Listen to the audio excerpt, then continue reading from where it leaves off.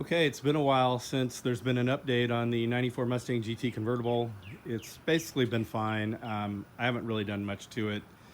There's a couple things that I've needed to address. The first, well, I guess it's actually the second one because I haven't messed with it yet, is the ECU. I suspect with all the electrical gremlins I've been having, it's underneath that kick panel there, and it's about 130, 140 bucks. So I was planning on taking that out and just opening it up and seeing if it looks like it's corroded, because this was a flood car and the flood line got right up to about that. So that'll be something I may mess with here later. But the more immediate concern was the transmission. As I've been driving this car, every once in a while the transmission has gotten worse as far as shuddering. I believe I mentioned that on one of the last videos, that it shuddered more in the higher gears at first, and when you shifted. But the more I've driven it, the longer time has gone on, the worse it's gotten. And it got to the point now where it was, I don't want to say it was undrivable, you can still drive it, but it was just really annoying, and it sapped whatever power, this car actually does have. It sounds great, but really doesn't go that fast anyway. And then when you take half the transmission away, it's pretty much a dog. So I had a gallon of transmission fluid and a filter and a gasket, and I know that only changes like a third of the fluid because of the torque converter and all that, but I decided to do it. And yesterday I put it up on ramps, went ahead and got underneath it. One thing I quickly learned is that if I had had a lift, then I could have done this job in about 15 minutes. But because I don't, taking the 25 bolts out or whatever holds the pan on, was pretty much 2 hours of me laying on the hot concrete, just suffering and cussing and squirming and fighting to try to get these bolts out. So I should have done a video on it because it probably would have been amusing, but I finally did manage to get it done. And there's no way to do that job yourself at home like this without making just a complete mess all over the place. So I had to at least somewhat clean that up. So I got underneath there. I went ahead and did that. As you can see here, I didn't do a video of this, of course, and I did take a picture, as you can see here, of the transmission pan after I pulled it out.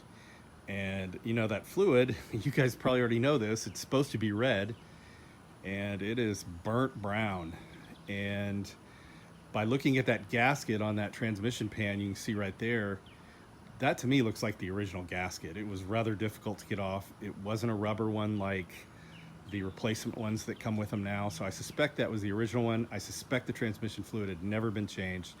So here I was driving around a 29-year-old car with 111,000 miles on it, and the transmission fluid had never been changed. So I went ahead and changed it. And after I did that, I went in here, refilled it, got it up to an acceptable level, and drove it around the block, and the results were immediate. There was no shuddering, and I did drive it around a little bit later, and as I got it up on the highway, well, I'd already gotten up on the highway. When I got up on the highway again, giving it a lot of throttle, I did notice between the higher gears when it shifted just a touch. But honestly, I'm not really sure if it was shuddering or if it was just that I was just used to feeling it, but it was incredibly minor if it was anything. Drove it this morning and went ahead and topped the fluid off, as it was actually a little low, so that may have been part of it. I noticed that where I parked it, there was some dripping fluid, and I got up underneath there. I thought, well, I probably just need to retighten the bolts because the rubber gasket, and maybe they needed to be retightened. And I found one of the 20 something bolts or whatever that I hadn't tightened. So I went ahead and tightened it, and that likely will take care of whatever. So the fluid is now within acceptable range, and I'll take it for a drive here and you guys can check it out.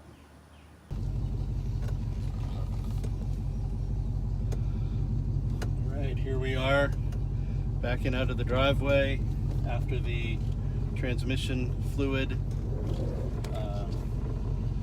change and filter change.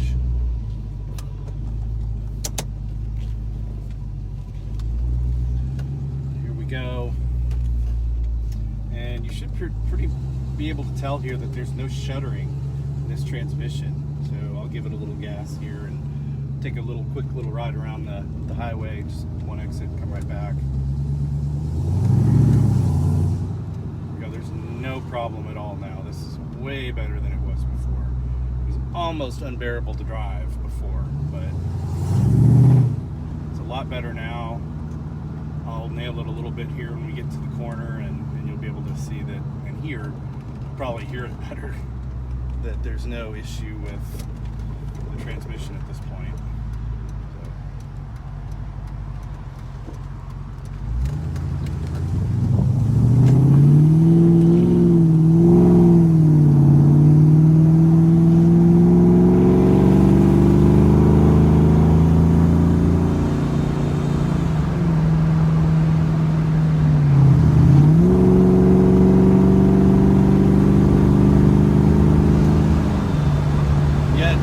Felt a shudder, not even once. Very nice.